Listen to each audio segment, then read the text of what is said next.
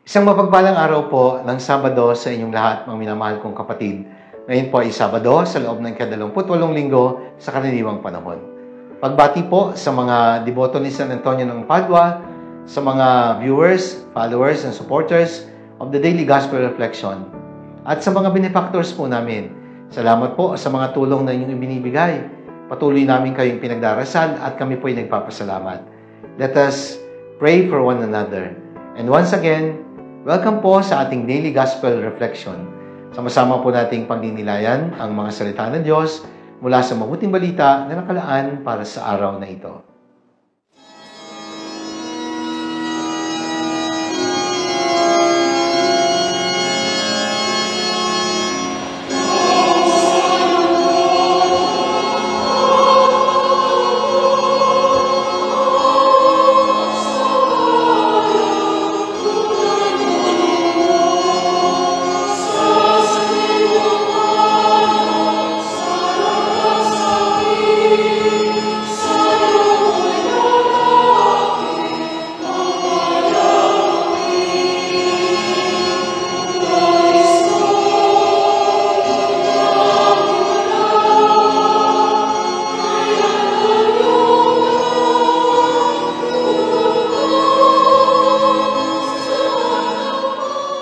Mga minamahal kong kapatid, ngayon pong araw ng Sabado sa loob ng ika-28 linggo sa karaniwang panahon, pagdinilayan po natin ang pagbasa ng mabuting balita ayon pa rin po kay San Lucas. Ito po ay mula sa ika-12 kabanata, mga talata 8 hanggang 12. Karugtong po ito ng Ebanghelyo kahapon. Ang title po ng aking pagninilay ay nagsasabing, Ang Kasalanan Laban sa Espiritu Santo. Sa ating Ebanghelyo, meron pong binabanggit na lahat ng kasalanan ay may papatawad, kahit ang kasalanan laban sa anak ng tao. Subalit ang kasalanan o ang panalait sa Espiritu Santo ay walang kapatawaran.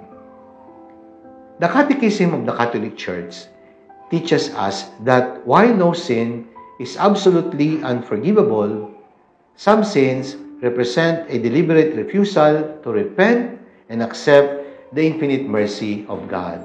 Yung talagang lantaran at kusang itinatanggi ang pangailangan sa awa ng Diyos. Yung tinatanggi ang pagkapatawad na iniaalok ng Diyos. A person committing such a sin refuses God's forgiveness, which can lead to self-condemnation to hell. The unforgivable sin is called blasphemy against the Holy Spirit.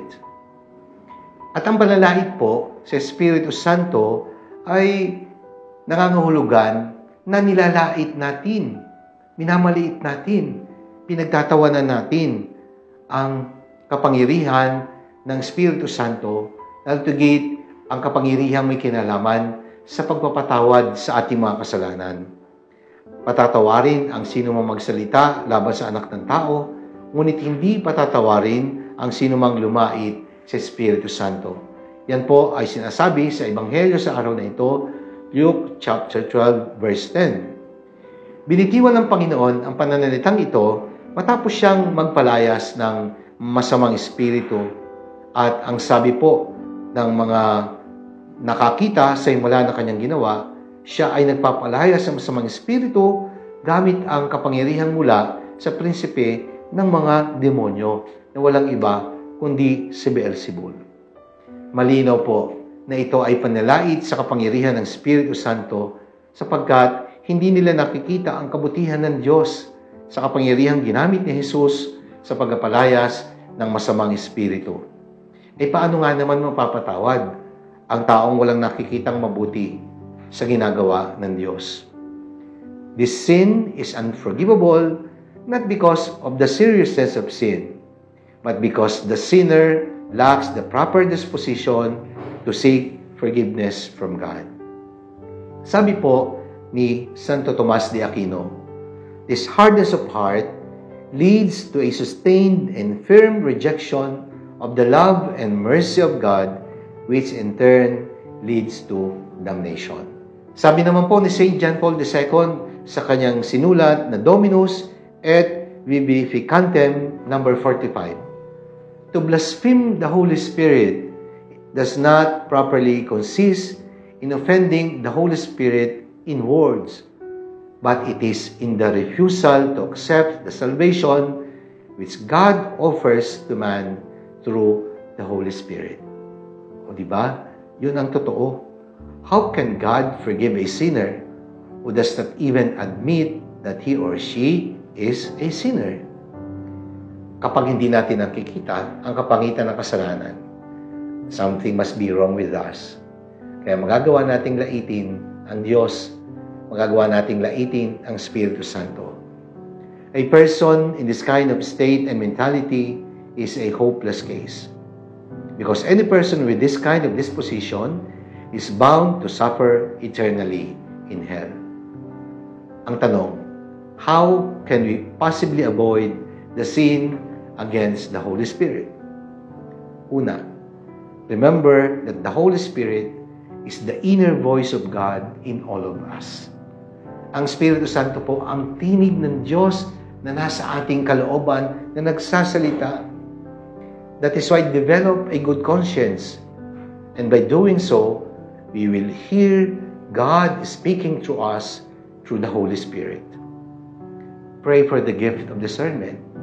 Sa tulong ng Espiritu Santo, ibubulong sa atin kung anong tama nating gawin. Pangalawa, be open to the promptings and leadings of the Holy Spirit. Maging bukas po tayo sa paggabay at pagtuturo ng Espiritu Santo. With the Holy Spirit as our guide and ruler, we can never go wrong. We can never get lost.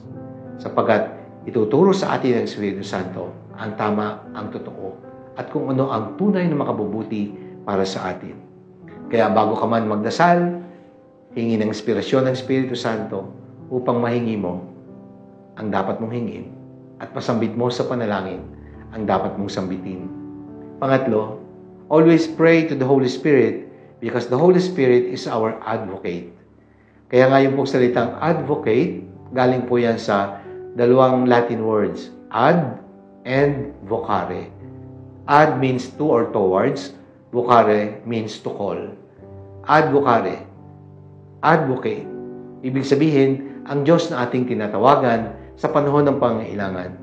The Holy Spirit is the God whom we call to be on our side all the time for inspiration and guide. Kaya mga kapatid, iwasan ang kasalanan laban sa Espiritu Santo sapagkat ito'y kasalanan na walang kapatawaran. Manalangin tayo.